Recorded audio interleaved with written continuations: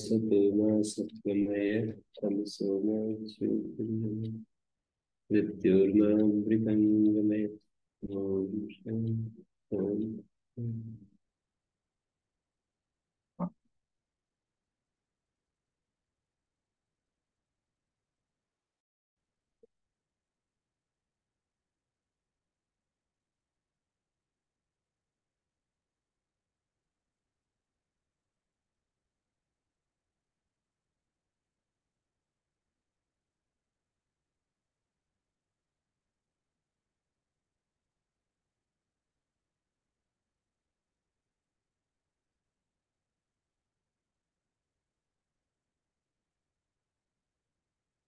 हम्म।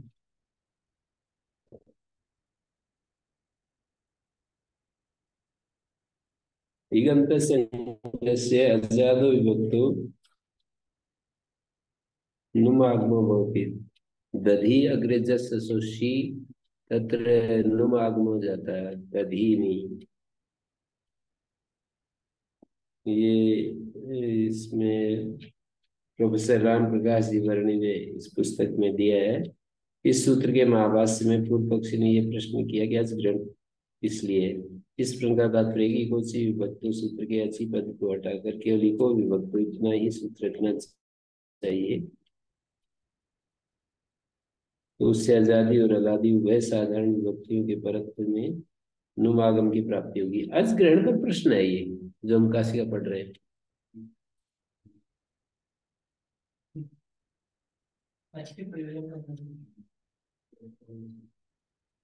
इकोची विभक्तों में अची हटा देंगे तो विभक्त हो जाएगा आजादी अलादी उभय साधारण व्यक्तियों के परत्व में नुमागम होने लगेगा। अलादी विभक्ति को निमित्त मानकर प्रत्यय भ्याम आदि के परे रहने पर स्वादिष्ट सर्वनाम स्थाने सूत्र से पद संज्ञा होगी और उक्ति कोची विभक्त इको विभक्तो सूत्र प्रारूप से जो नुमागम होगा उसका पदत्व निमित्तक न लो, मतलब न लोपा प्रातिपदिक अंत श्लोक हो जाएगा। प्रभु आगे ध्यान है ना, अलादी में भी नुम होगा, बस इतनी तो बात होगी। अज ग्रहण हटा देंगे तो अलादी में भी नुम होगा, इतनी बात होगी। प्रभु आगे ध्यान तो उसका न लोपा प्रातिपदिक अंत स्वादिष्ट सर्वनाम स्थाने पद संज्ञा होकर लोप हो जाएगा। इसी तरह सुप्रत्यय के परत्व में भी नुम हो जाने पर स्वादिष्ट सर्वनाम स्थाने सूत्र के अधिकतरी सवपि पदम भवति। इसमें अवश्य ज्ञापन से उस नुम का नलोपा प्रातिपदिक अंत सूत्र प्रयोग से नलोप प्रतिपन्न हो जाएगा।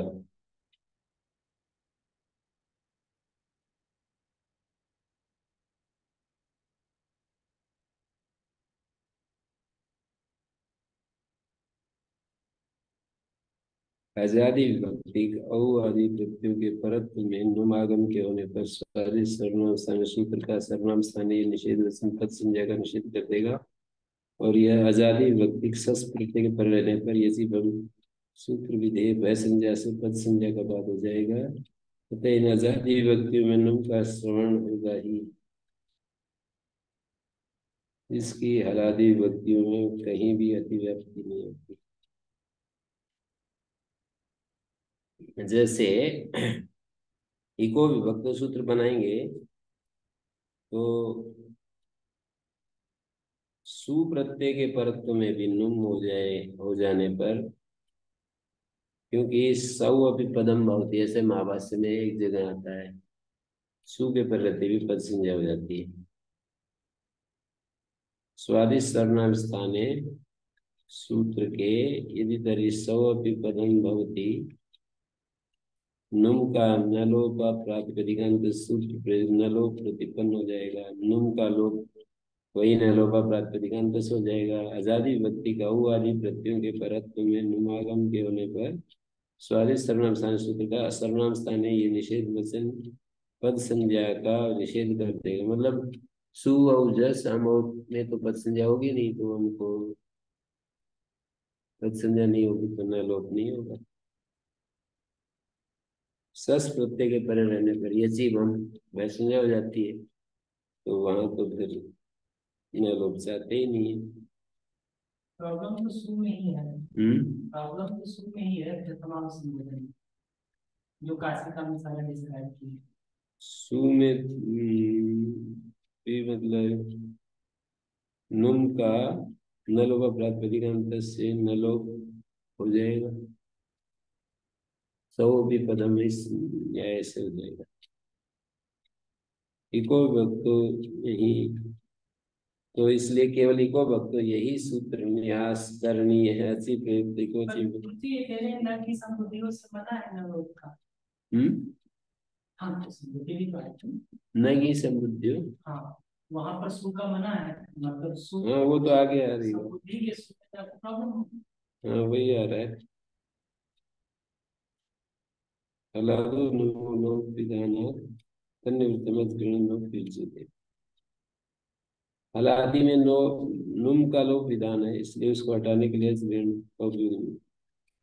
प्रस्तुत पूर्व पक्षीय प्रश्न का उत्तर देते हुए प्रकृतवार्तिक के रूप में महाभाष्य में कहा है कि कोचि व्यंजने महाभूत।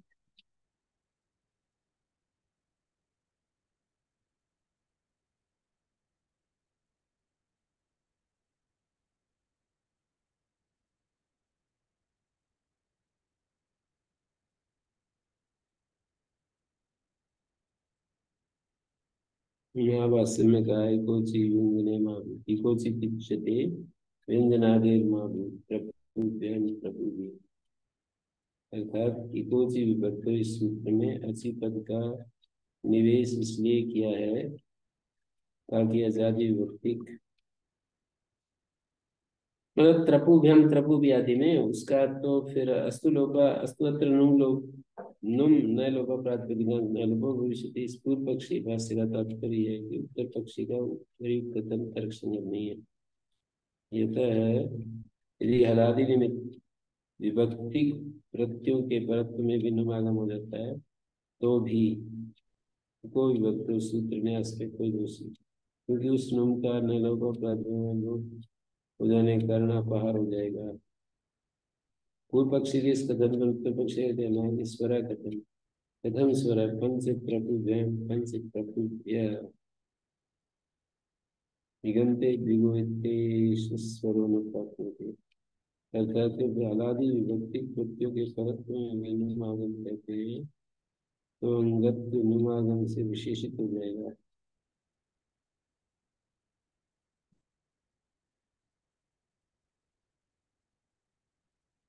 व्याकरण की पुस्तकों को हिंदी में पढ़ना बहुत ही मुश्किल काम लगता है मेरे को। मैंने भी महाभाष्य लिखा है ना जो, उसको कोई पढ़ेगा नहीं। हिंदी में बहुत विस्तार करना पड़ता है, इतना किसी पास टाइम होता नहीं। संस्कृत में संक्षेप में बहुत सारी बात कह दी जाती है। और वहाँ भाषा के साथ ही इसमें चलता रहता है कि लंबे समय हम जैसे लोग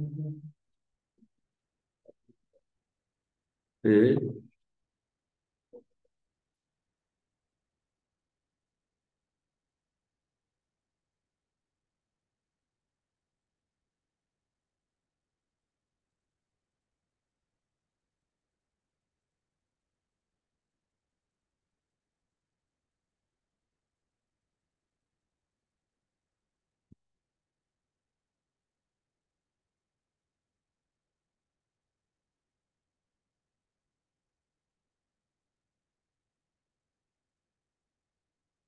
तो ये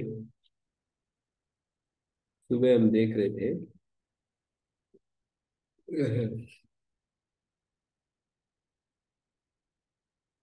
महावस्त्र में, तो फिर भी इकोच व्यंजने अस्तु लोप अस्वरा कथम। कोई बात नहीं, नुम होने दो।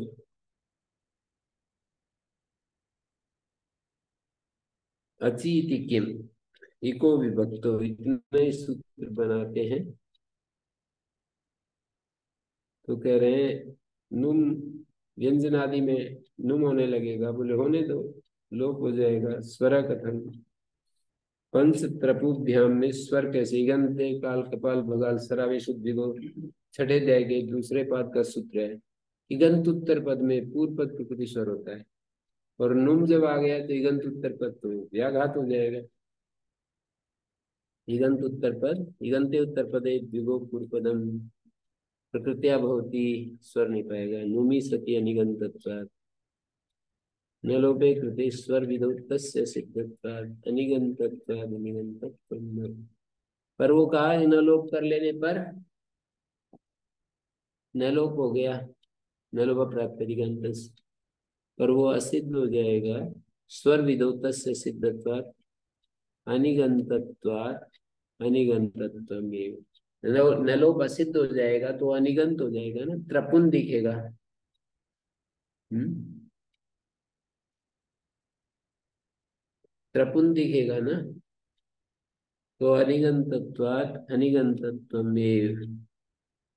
इगंत को उत्तर पद में, इगंत उत्तर पद में पूर्व पद प्रकृति स्वर होता है, वो तो असिद्ध हो जाएगा, तो वो न लोप होने पर भी वो अनिगंत पंच त्रपु, देखिए लिख करके लिखते जाते हैं।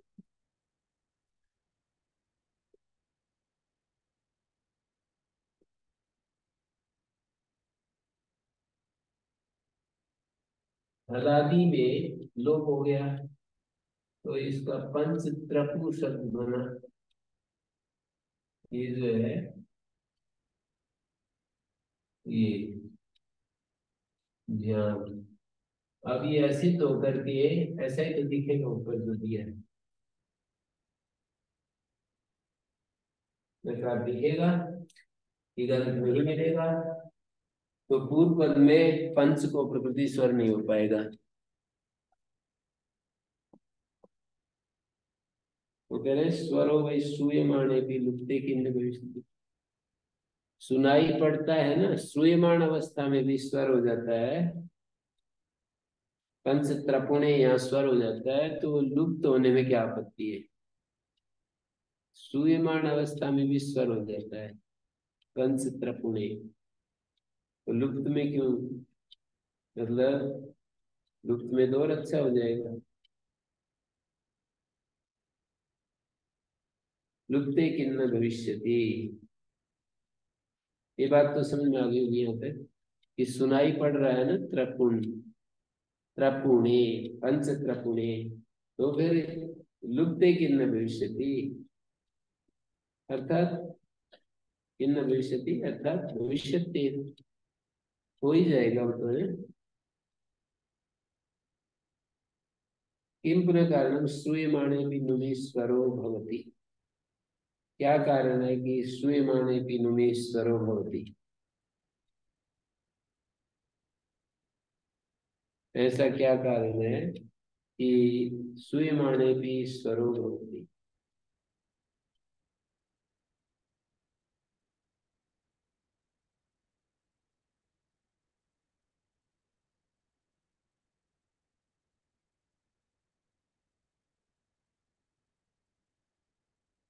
किम पुनः कारणम श्रूयमाणे भी नुमि स्वरो भवति, तो उन्होंने ये बात कही कि संघात भक्तो असो नोत्सहते तदुत्तर पदिगंतताम विहंति, कि पंच त्रपुणे है ना, तो संघात का भाग है ये ना।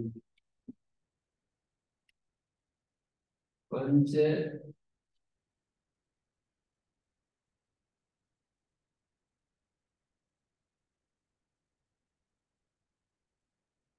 तरह के न जो है ना, ये पूरे पंच त्रपु का भाग है, तो अवयव की इगंतता को नष्ट नहीं कर पाते। त्रपु है, इसकी इगंतता का व्याघात नहीं करेगा।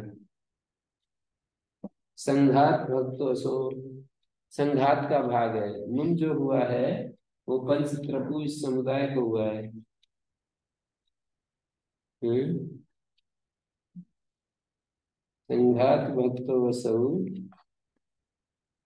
नोत्सहते अवयवस्य इगंतताम विहंतुम, अवयव की जो इगंतता है उसका व्याघात नहीं करेगा। संघात का भाग है, तो अवयव की जो ईगंतता है उसको हटाने में समर्थ नहीं हो पाएगा, ऐसा कहा। तो कहा यदि च अंतरंगा स्वर प्रागे विभक्ति भविष्यति, मतलब अंतरंग माने स्वर को और भ्याम आने से पहले ही कर दें तो, या अंतरंग इगंत मान करके विभक्ति जब तक नहीं आएगी तो नुम नहीं होगा। पंच त्रपु विभक्ति नहीं आएगी, भ्याम तब तक नुम नहीं होगा। तो वो कह रहे यदि अंतरंग स्वर प्रागे विभक्ति उत्पत्तिर भविष्यति अत्र तरी अतिराभ्यम अतिरागी अतिरिभ्याम, इस स्थिति में नुम करने पर तेन व्यवधानात्, मतलब कह रहे हैं विभक्ति उत्पत्ति से पहले ही यदि स्वर कर देते हो ना अंतरंग मानकर, तो एक और उदाहरण लाए कि अति री आगे भ्याम है तो रायो हली, नुम कर दिया अति री भ्याम नुमिक दे तेन व्यवधाना रायो हली आकार और प्राप्त होती रायो हली देखे अति री भ्याम अति री और ये नुम और भ्याम हलादी विभक्ति परे हो तो री के इकार को आ जाते हैं। तो यहाँ पर नमी कृते तीन व्यवधान आता, अब इस नुम का व्यवधान आ गया तो री राया राय शब्द को जो आकारादेश होता है नहीं प्राप्त होता। न लोपे कृते सुप विधोत से सिद्धत्व व्यवधान में न लोप कर दिया मान लो तो सुप विधि में सुप के पर रहते जो विधि है वो सुप विधि होती है, सुप के स्थान में विधि वो भी सुप विधि होती है। सुपी विधि सुप विधियन सर्व गत्यंत समास है, सुप के पर रहते जो ये कार्य कर रहे हैं राय वाली वो असिद्ध हो जाएगा, असिद्ध होकर के वो व्यवधान ही बनेगा। संघात भक्तों तमेव न व्यदत, कहते हैं ये संघात का भाग है जैसे अतिरी, तो इसके अतिरी समुदाय का तो व्यवधायक नहीं बनेगा, पर उसका अवयव जो री है उसको हम आकारादेश करेंगे। रई को री बना है उसको, उसका तो ये व्यवधायक बनेगा, रायो खली कहेंगे ना। संघात का भाग तो संघात में व्यवधान नहीं डालेगा पर अवयव में तो व्यवधान डालेगा वो। नुमी कृते तेन व्यवधानात् रायो हलि आकारण प्राप्नोति नलोके कृते सुविदोतस्य सिद्धत्व व्यवधान संघात वक्तुनं तमेव न व्यवदध्यात् रई शब्दम तो व्यवदधात् तेन, रई शब्द का तो न व्यवधान बनेगा।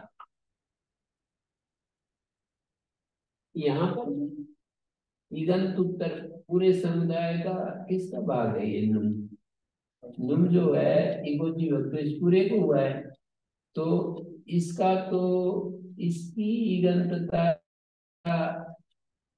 अवयव की जो ईगंतता है उसको नष्ट नहीं करेगा। समुदाय का भाग है तो समुदाय को तो समुदाय के अंत में तो न दिखेगा लेकिन अवयव की ईगंतता को नष्ट नहीं करेगा, ऐसे कह दिया। ऐसे यहाँ नैलोपे कृते संघात वक्तो नुम तमेव न व्यवदत् रई शब्दम तो व्यवदधाति तथापि अत्र पदांकाधिकारे तस्य च तदुत्तर पदस्य रई शब्दान्तस्य अंगस्य विधानात् नास्ति निमांगस्य व्यवधानं। तथापि जैसे हम यह मान रहे हैं कि अंगाधिकार में तस्य च तदुत्तर पदस्य अंग के अधिकार में उसका भी ग्रहण होता है, उस वह उत्तर पद में है उसका भी ग्रहण होता है, री का भी ग्रहण होगा और री उत्तर पद में है जिससे उसका भी परिभाषा है। पदांगाधिकारी तस्य च तदुत्तर पदस्य च ग्रहणम भवति, पदांगाधिकार में कोई कार्य किया जाएगा ना तो वो उस जिसका उच्चारण किया है उसका भी ग्रहण होता है। राय हली में रई का उच्चारण किया है, रई उत्तर पद वाले का भी ग्रहण होगा। केवल रई का भी कार्य होता है और रई उत्तर पद वाले को भी कार्य होता है पदांगाधिकार में, ऐसी परिभाषा है। रई शब्दान्तस्य अंगत्व विधानात् नास्तित्वगा नुमा अंगस्य विधानम्, रई शब्दांत का अंगत्व हो जाएगा तो नुम के द्वारा अंग का व्यवधान नहीं है। अथापि निर्दिष्ट मानस्य आदेश भवन्ति रई शब्दस्य व्यवधानं में, फिर भी निर्दिष्ट मानस्य आदेश भवन्ति इति रई शब्दस्य व्यवधानं में। अथापि अंगस्य आत्ममेवमपि नुमा एव आत्मं प्राप्नोति। यदि अंग का आत्व है तथापि अंगस्य आत्मं एवमपि नुमा एव आत्मं प्राप्नोति। अंग को आत्व करें तो नुम को पाने लगेगा। तत्र पूर्वस्य यणि सति अति, ये तो अशुद्ध रूप बनेगा। जैसे नुम को यदि आत्व हो जाए तो ई को एंटी को एंसी अतिर्याभ्याम ऐसा बनेगा। अतिर्याभ्याम, अतिर्याभ्याम, ई को यह और आ मिल जाएगा, अतिर्याभ्याम अनिष्ट रूप बनेगा। जैसे प्रिय तिसरीभ्याम ब्राह्मण कुलाभ्याम में प्रिय त्रिभ्याम इति स्थिते तिसरी भाव न स्यात्। प्रिय तिसरीभ्याम शब्द है, त्रिचतुरो स्त्रियम तिसरी चतस्त्री ऐसा आदेश होता है।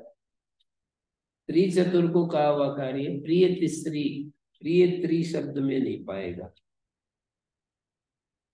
ब्राह्मण कुलाभ्याम प्रिय त्रिभ्याम इति स्थिते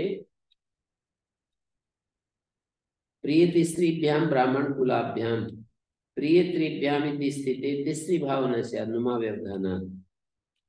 प्रिय हैं तीन जिन ब्राह्मण, ये क्या कर दिया, प्रिय तीसरी भ्याम, प्रिय हैं तीन जिन ब्राह्मण कुलों को, तीन गायें या तीन देवियां ऐसे कुछ।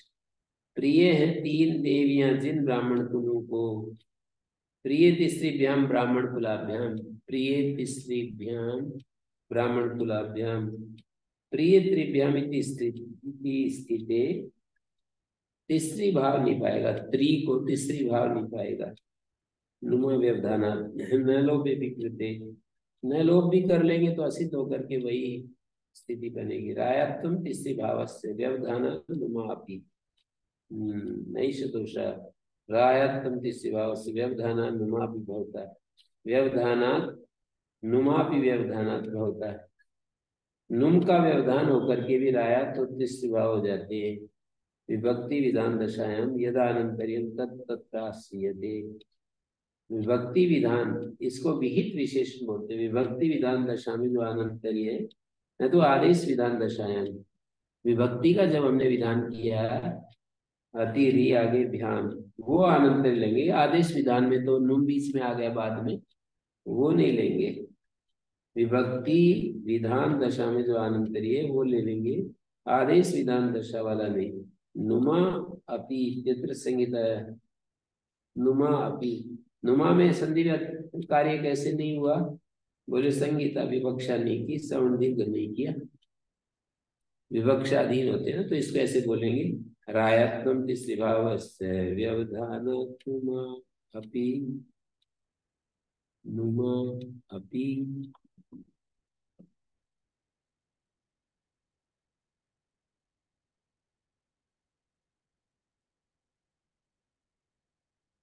तो फिर आगे आया मूर्त से माने अतिरिभ्याम इति स्थिते नुमात्वयोर उभयोरपि अनित्यो, नुम और आत्व दोनों ही अनित्य हैं। परत्वाद आत्मा में तीसरी भाव है। परत्वाद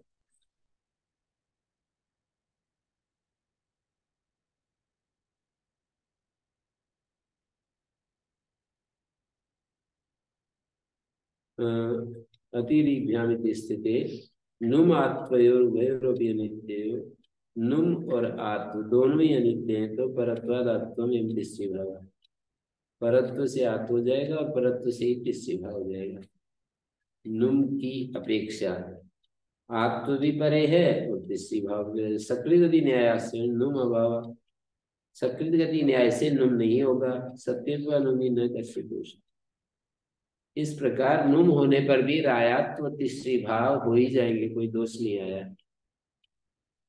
तो बोले नुम नुट के विप्रच्छेद के लिए आज ग्रहण करना चाहिए। हरस्व अध्यापन का अवकाश अग्नि नाम वायु नाम, नुम का अवकाश त्रपुणे जतुने त्रपुणाम जतुनाम। यहाँ पर वह प्रसंग में पूर्व विप्रच्छेद से नुट चाहते हैं।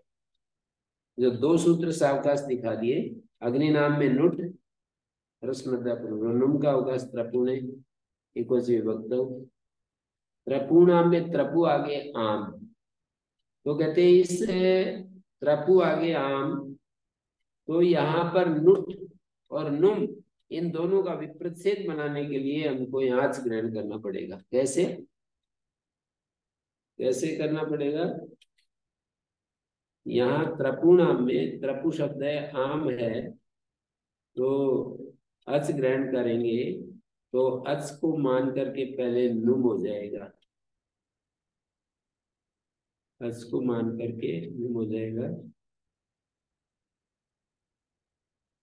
लेकिन नुट चाहते पूर्व विशेष, यानी अच को मान करके नुम पाता है लेकिन पूर्व विशेष से नुट चाहते हैं। नामी दीर्घ होता जिससे कि नामी करके दीर्घ हो जाए, यानी नाम के प्रत्यय जन को दीर्घ होता है। कहाँ पर? त्रपु नाम, त्रपु आगे आम है, तो यहाँ पर आम को मान करके नुम पाता है, लेकिन पूर्व प्रतिषेध से नुट होता है। नुट होता है नाम आम को, और नुम होता है त्रपु को। नुम होता है त्रपु को, नुट होता है आम प्रत्यय को।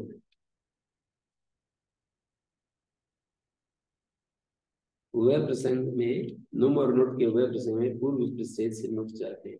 नामी दीर्घ होता है, जिससे कि नामी सूत्र से दीर्घ हो जाए। सच विप्रच्छेदो अज ग्रहण सती उत्पत्ति, ये विप्रच्छेद अज के करने से ही उत्पन्न होगा। दोनों अनित्य हो जाएंगे अच ग्रहण करने से, नहीं तो अच हटाते ही नुम तो नित्य हो जाएगा और नुट अनित्य हो जाएगा। नुम और नुट यदि हम अच ग्रहण करते हैं तो आजादी में नुम होता है, आजादी नहीं है, नुट करने से नुम नहीं होता है। मतलब इन दोनों में देखें कि नुट करने पर भी नुम पाता है, नुट न करने पर भी नुम पाता है, तो नुम नित्य है। और ये तभी होगा जब अच नहीं पड़ेगी। नुम नुट करने पर भी नुम पाएगा तभी जब अच नहीं करेंगे, नहीं तो अच करने के बाद तो अच में नुट होता है, नहीं अच में नुम होता है, तो अच मिलेगा तो हमको नुम होगा, अच नहीं मिलेगा तो नुम नहीं होगा। अच तब मिलेगा जब नुट नहीं होता है।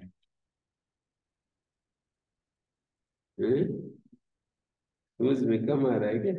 अच और नुम, नुट और नुम के अंदर प्रतिषेध विप्रतिषेध देख रहे हैं।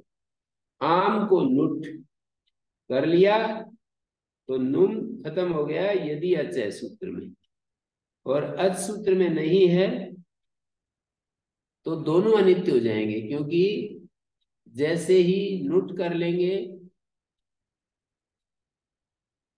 अच ग्रहण करने पर दोनों अनित्य हो जाएंगे।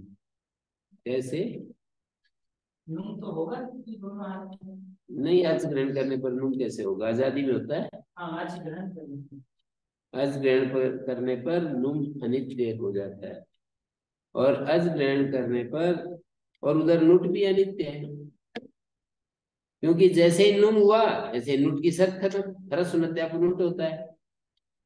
तो दोनों के अनित्य होने से असति तु अच ग्रहण कृताकृत प्रसंगत्व नित्यत्व नुम एव स्यात्। अच ग्रहण नहीं करेंगे तो नित्य होने से नुम ही होगा। कृताकृत कृते भी प्राप्त होती, नुटी कृते भी प्राप्त होती, अकृते भी प्राप्त होती, तन नित्य होती। पर नुम करने पर नुट नहीं पाता। बताओ क्यों? नुम करने पर नुट नहीं पाता है? हर्ष नदी आप रस नष्ट हो जाता है, तो इसको भी कह दिया नुट वाच्या, विप्रच्छेद कहना ही पड़ेगा, वचन से कहना पड़ेगा। क्रियमाण भी अजगण नुट तत्र वाच्या वचने नैव साध्य अन्यथा परत्व नुमेव स्यात्। परत्व से नुट पहले सूत्र है, ह्रस्व नुम बाद का है, तो विप्रच्छेद से नुम ही होगा। ततश्च ग्रहणम कर्तव्यम पूर्व विप्रच्छेदस्य वक्तव्य यत्न द्वयम आश्रयणम। आज ग्रहण करो और पूर्व विप्रच्छेद कहो। क्रियमाणे भी अग्रहण नुट तत्र वाच्या। नुट तो कहना ही पड़ेगा। अचर अचिर भावेभ्य नुट पूर्व विप्रच्छेदे।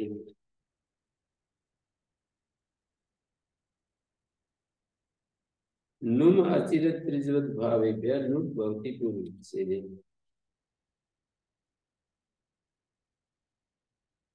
नुड वाच्या उत्तरार्थम तु फिर कहा इनंतरी प्रयोजन तेने यत्ने नुटी तत्रैव न जादो नुम माभूत।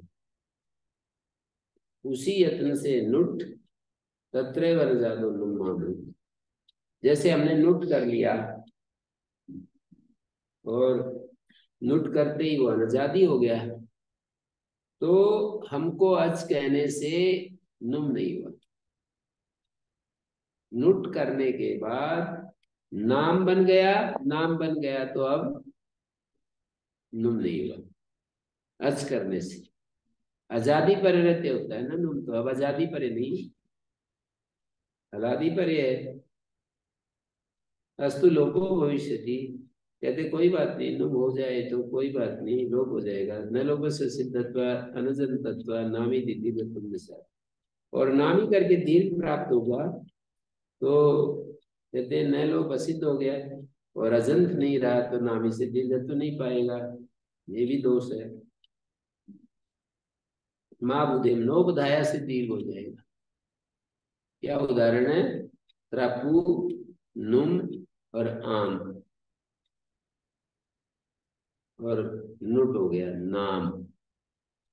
नाम के पर रहते नकारांत युक्त का दीर्घ होता है, दीर्घ होकर नए का लोप हो जाएगा। त्रपु नाम, त्रपु और इधर नुम हो गया और आगे नुट हो गया।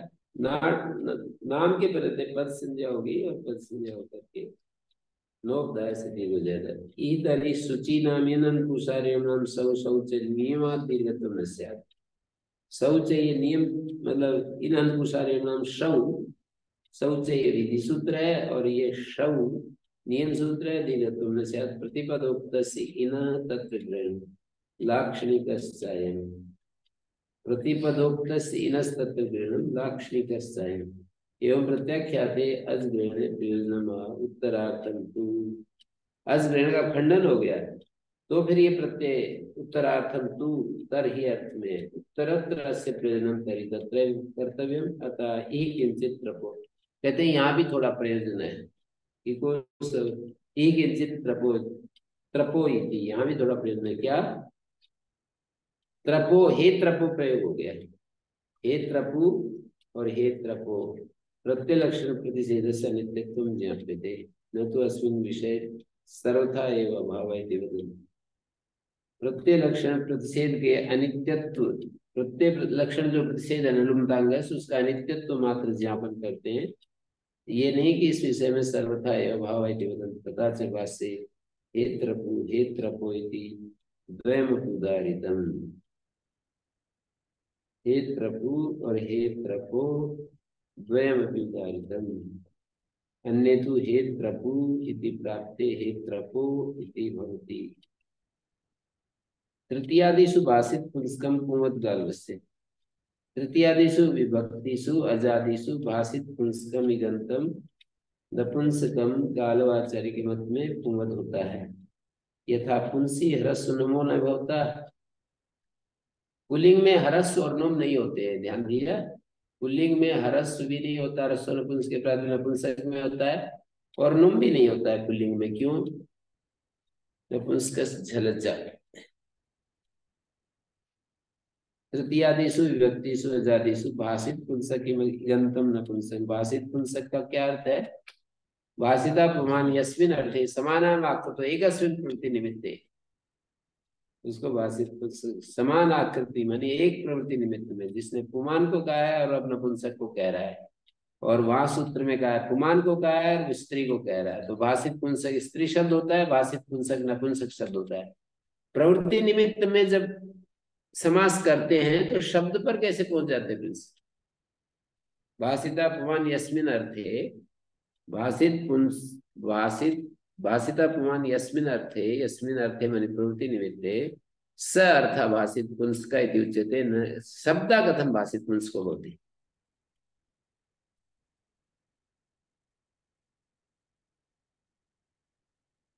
इसका मतलब वैसे ही सुन रहे हैं। हाँ आप बोलो भाई कैसे रहे। भगिन्या ज्ञापयितुम् अर्हन्ति एतत् रहस्यम्। अस्य रहस्यं भगिन्या ज्ञापयितुम् अर्हन्ति। भाषिता पुमान् यस्मिन् अर्थे इति उच्यते तदा भाषित पुंस्का शब्दः कथं भवति।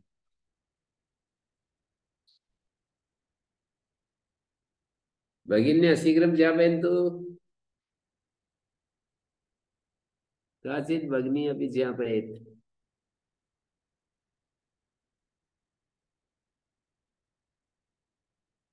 शीघ्रं कुर्वन्तु। मम वाक् श्रूयते न वा। ओम भगवान सूर्य हाँ?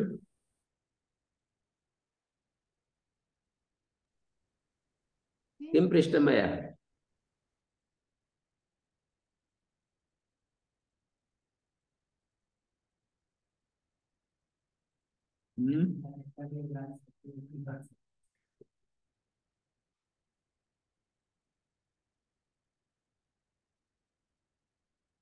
भगिन्या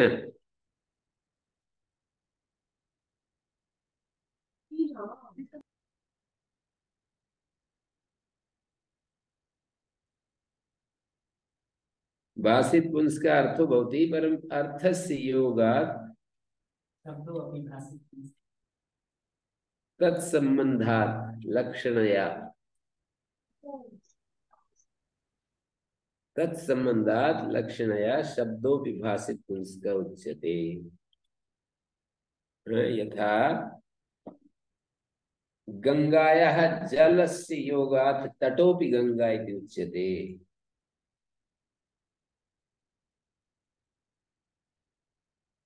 यथा कुन्तः यष्टि वा योगात् पुरुषोपि यष्टि कुंतो वा उच्यते। यष्टि प्रवेश है, कुंतान प्रवेश है।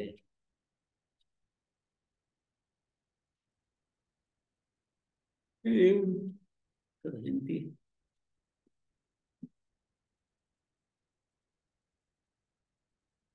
मेरा प्रयास ज्यादा करवा रहे हो आप लोग।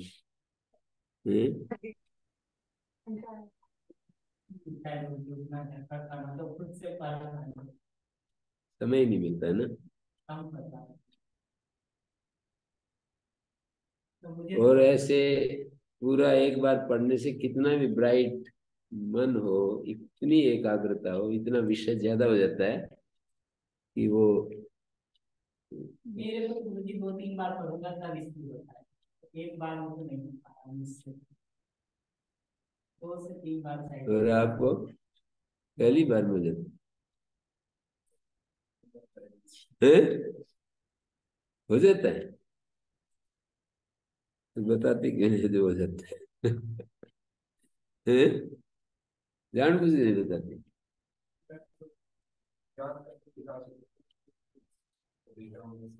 कहाँ कैसे क्या हो सकता है। विद्या तो कंठ की है, कहाँ क्या होता है ये तो ठीक ही है, पर याद होने का मतलब है ये याद है कि कॉपी में लिखा है, इस जगह पर लिखा है, लेकिन मेरे पास इतना भी समय नहीं है कि मैं 10 मिनट नोटिस करने वाली पेज पढ़ रहा हूँ, लिखा हुआ है बाकी पूरा है। टाइम कम लगा है ना इसमें। ये तो महर्षि दयानंद जैसे पाठ विधि लिखी है, वो उनकी पाठ विधि में 3 साल का कम से कम टाइम दिया है उन्होंने। 3 साल में अष्टाध्यायी महाभाष्य का विद्वान बनने की बात कही है। तो ऐसे 3 साल में तो बन ही जाए आदमी, मतलब इतना। और नित्य पढ़े पढ़ाए ऐसे लिखा है। महर्षि दयानंद 2.5 साल पढ़े गुरु विजयन जी के पास। उनको थोड़ा आता भी होगा। बहुत ज्यादा संस्कृत में पढ़ाते थे, संस्कृत ही जानते थे, सब शास्त्र पढ़ रखे थे, यजुर्वेद वगैरह याद था। बहुत ही पारंगत थे वो तो सारे। सिद्धांत कौमुदी आदि पढ़ी हुई थी। काशिका भी पढ़ी हुई हैं? काशिका भी पढ़ी हुई थी। पढ़ी हुई थी? जीवनी आता है उनका मुश्किल।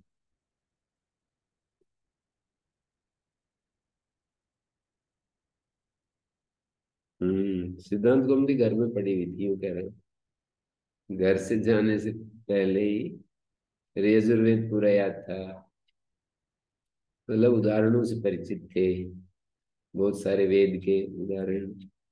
और संस्कृत भाषा पर पकड़ होने से भी बहुत हेल्प मिलता है। भाषा पर पूरी पकड़ थी, संस्कृत में पढ़ना पढ़ाना होता था।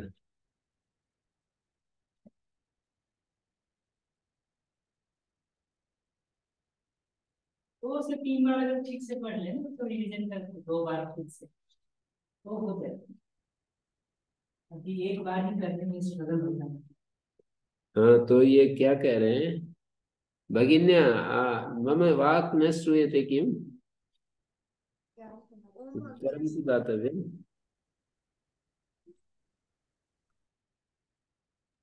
जी श्रूयते हैं? जी सुनता है।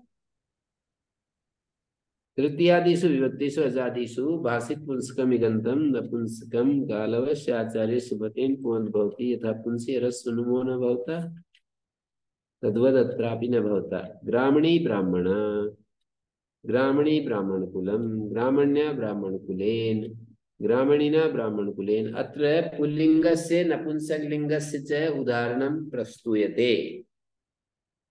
एकम् अस्ति पुल्लिंगस्य अपरं नपुंसकलिंगस्य।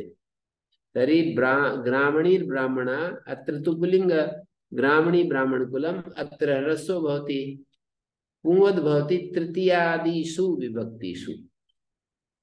यथा तृतीयायां ब्राह्मण्या ब्राह्मण कुलेन, अत्र पुंवद् जाता है, पुंवद् जाता चेत ग्रामणी अत्र ह्रस्वो नाभूत्, नुमपि नाभूत्। ब्राह्मण कुलेन इति संबद्धं ग्रामणी शब्द नपुंसकलिंग अस्ति इति निश्चीयते।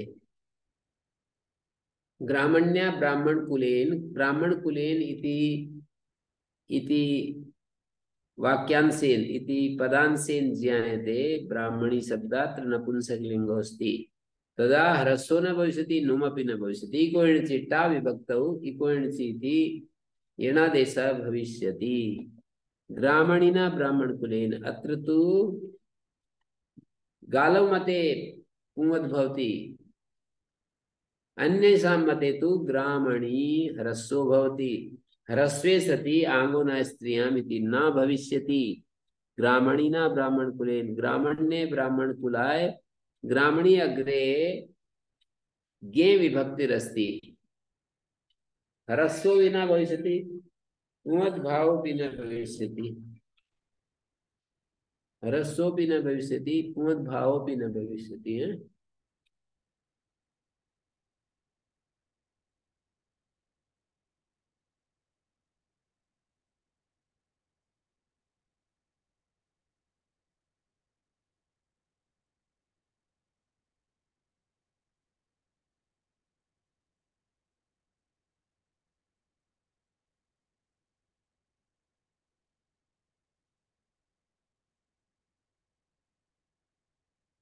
तर्हि अत्र ग्रामण्या, ग्रामण्ये ब्राह्मण कुलाय, ग्रामणी अग्रे गे अस्ति। अत्र हि गे परतः इको एणचि ग्रामण्ये, इको एणचि अथवा इर्नेकस्य पूर्वस्येर्नेका तो ग्रामणी इति इको एणचि ततः अचिष्णु धातु भ्रुवं ततः इर्नेकस्य पूर्वस्य। ग्रामण्ये ब्राह्मण कुलाय, ग्रामणिने ब्राह्मण कुलाय, ग्रामण्यो ब्राह्मण कुलात्, ग्रामणिने ब्राह्मण कुलाय, ग्रामण्यो ब्राह्मण कुलात्, ग्रामणिनो ब्राह्मण कुलात्, ब्राह्मण्यो ब्राह्मण कुलस्य, ग्रामणिनो ब्राह्मण कुलस्य। ग्रामणिना अत्र ग्रामण्यः ब्राह्मण कुलात्। अत्र तो पुमद् भावो अभूत। यदा पुमद् भाव न जाता ग्रामणिना ह्रस्वे सति नुम अपि भवति अत्र।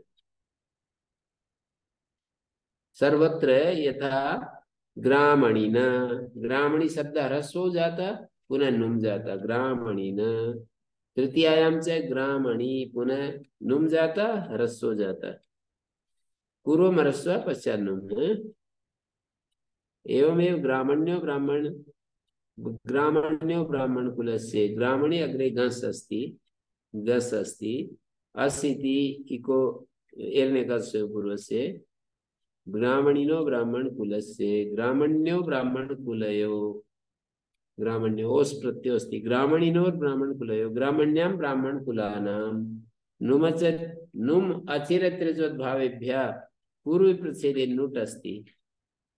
नुट् पूर्व प्रच्छेदे भवति। नुम् इत्येतस्मात् अचिररित इत्येतस्मात् त्रिजोद्भाव इत्येतस्मात् पृथक् पृथक् उदाहरणानि भविष्यन्ति, है ना। अचिररिता पृथक् उदाहरणं भविष्यति। त्रिजोद्भावस्य उदाहरणं पृथक् भविष्यति। नुट् पूर्वप्रच्छेदेन भवति। नुम् इत्येतस्मात् अचिररिता इत्येतस्मात् त्रिजोद्भाव इत्येतस्मात् पूर्वप्रच्छेदेन नुट् भवति। ग्रामणीनां ब्राह्मण कुलानां। ग्रामण्यां ब्राह्मण कुले। ग्रामणिनी ब्राह्मण कुले।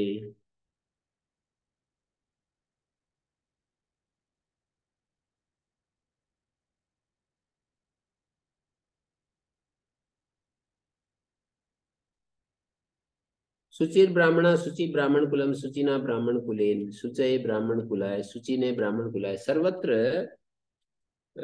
अत्र तु ह्रस्व एव अस्ति, केवलं नुम् कर्तव्य भवति अलम्। यदा पुमद् भाव नास्ति तदा नुम् मात्रं भविष्यति। ग्रामणी इत्यत्र द्वयं भविष्यति, द्वयं कार्यम्। एकं ह्रस्वत्वम् अपरं नुम् आगमः।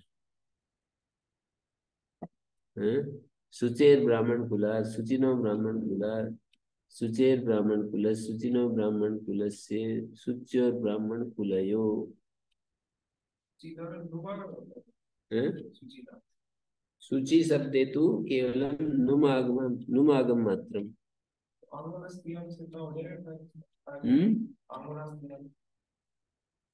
तदपि भविष्यति, परम् एतत् विशिष्टमेव अस्ति न। शुचिनो ब्राह्मण कुलस्य शुच्योर ब्राह्मण कुले। शुचिनो ब्राह्मण कुले शुचौ ब्राह्मण कुले। शुचौ सप्तमे एकवचनम् अस्ति। शुचिनी ब्राह्मण कुले। तृतीयादिषु इति किं? ग्रामणिनी ब्राह्मण कुले। ग्रामणी ग्रामणिनी ग्रामणीनि एवं रूपाणि भविष्यन्ति। ग्रामणी हरस्वीकार नपुंसकलिङ्गे। ग्रामणिनी ग्रामणिनी ग्रामणीनि ग्रामणिनी ग्रामणीनि। शुचि शुचिनी शुचीनि ब्राह्मण कुले। भाषित पुंस्कमिति किं? त्रपुणे जतुने। एकस्मान् भवति पीलुर्वृक्ष पीलुफलं है। पीलुर्वृक्ष अत्र किमस्ति? पीलुर्वृक्ष अत्र किमस्ति? वृक्ष प्रवृत्ति निमित्तम् अस्ति पीलु शब्दस्य। पीलुफलमिति फल प्रवृत्ति। पीलुने फलाय। पीलुने कथं जातं? पीलवे इति स्यात्। पीलुने फलाय एकस्मान् न भवति। पीलुर्वृक्ष पीलुफलं पीलुने फलाय एकस्मान् न भवति। किं कस्मान् न भवति? पीलवे कथं न भवति? पुंवद् अतिदेशः कथं न भवति? पीलुने फलाय इति कथं न भवति? पीलवे फलाय किं लिखितमस्ति?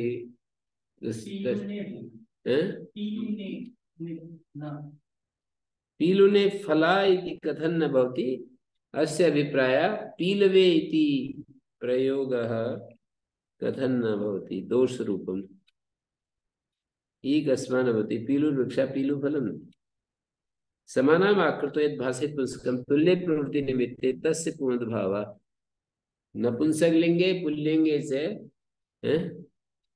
तुल्य प्रवृत्ति निमित्ते यदा भवता तथा पुनर्भाव ये तो वृक्षाकृति प्रवृत्ति निमित्तम पुंसी शब्दस्य वृक्षाकृति प्रवृत्ति निमित्तम अस्ति पुंसी शब्दस्य फलाकृति नपुंसके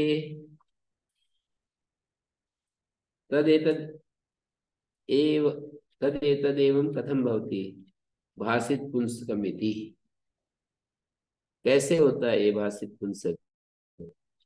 तो कह रहे सुन लो भाषिता पुमान यस्मिन अर्थे प्रवृत्ति निमित्ते स भाषित पुंसक शब्देन उच्यते यस्मिन अर्थे प्रवृत्ति निमित्ते स माने वो प्रवृत्ति निमित्त जो है स प्रवृत्ति निमित्त रूपो अर्थ भाषित पुंसक शब्देन उच्यते स माने भाषित पुंसक भाषिता पुमान यस्मिन अर्थे स प्रवृत्ति निमित्त रूपो अर्थ स शब्द जो है पुल्लिंग से किसको कहोगे प्रवृत्ति निमित्त रूपो अर्थ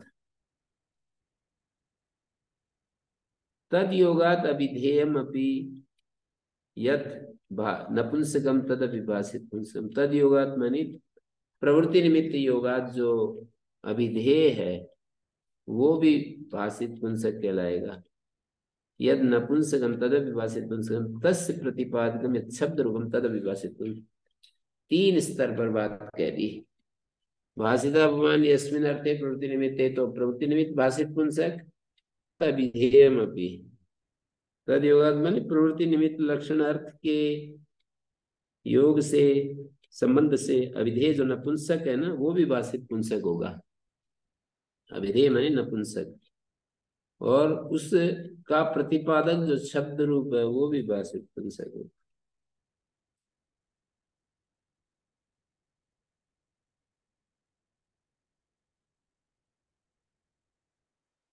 योग पुनरत्र समवाय समवाय लक्षण शब्द प्रवृत्ति निमित्त से अर्थ से नपुंसकेन समवायात्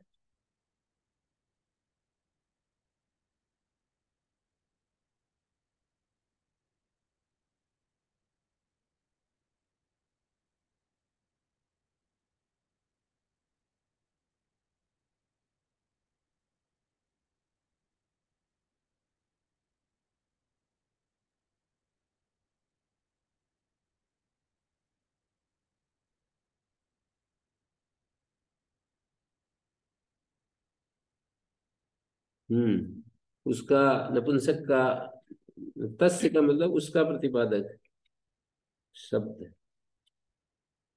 भाषित पुंसक जो अर्थ है उसका प्रतिपादक शब्द अभिधेय से या नपुंसक ले या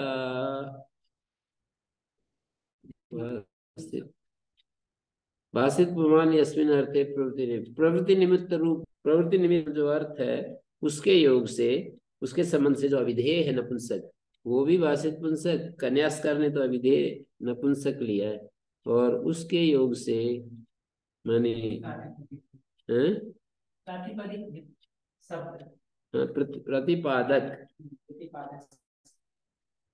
प्रतिपादक शब्द रूप जो है वो भी भाषित पुंसक होगा।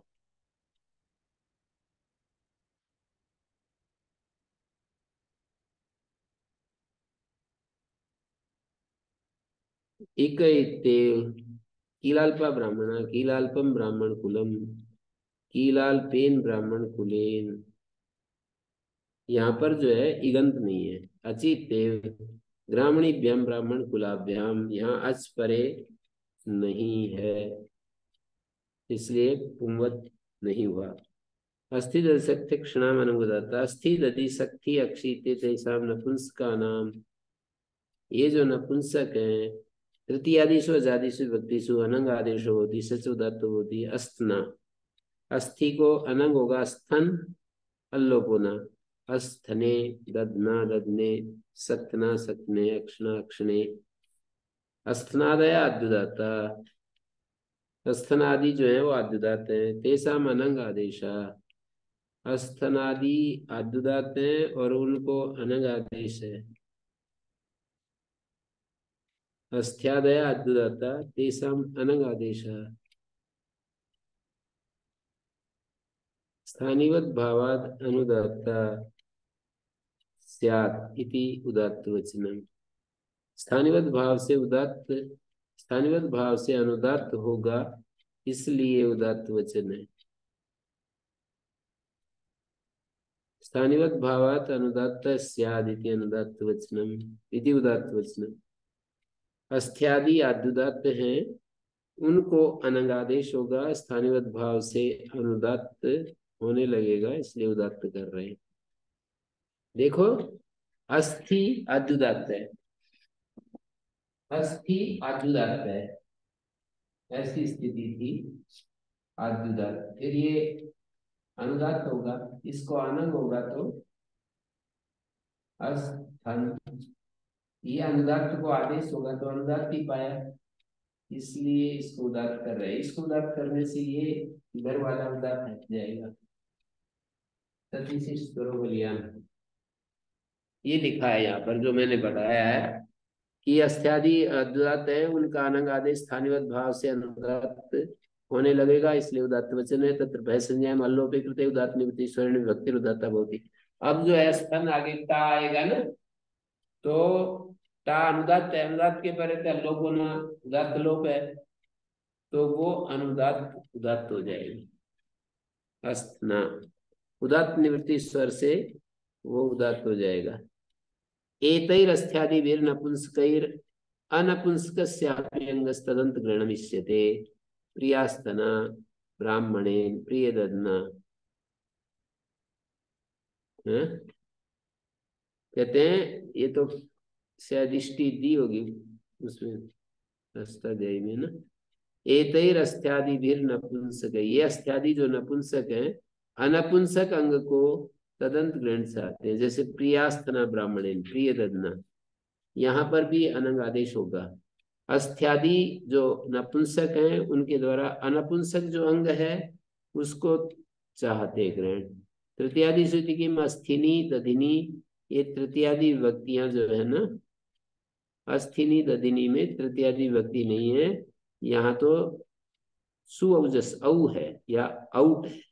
अस्थि अस्थिनी अस्थिनी दधि दधिनी दधीनी अचित अस्थिभ्याम दधिभ्याम, आजादी परे नहीं है, इसलिए यहाँ पर अनंग आदेश नहीं हुआ। प्रियास्तना में क्या हुआ? प्रियास्तना ब्राह्मणेन प्रियास्तना का प्रिय है अस्थि जिसको, हड्डी, वही नहीं समझ में आता। प्रिय अस्थि वाला ब्राह्मण, हड्डियां जिसको प्रिय हैं, शरीर की हड्डियों से बड़ा प्यार है। ओम शांति शांति शांति। ओम श्री गुरुभ्यो नमः। अनुगृहीता स्मः।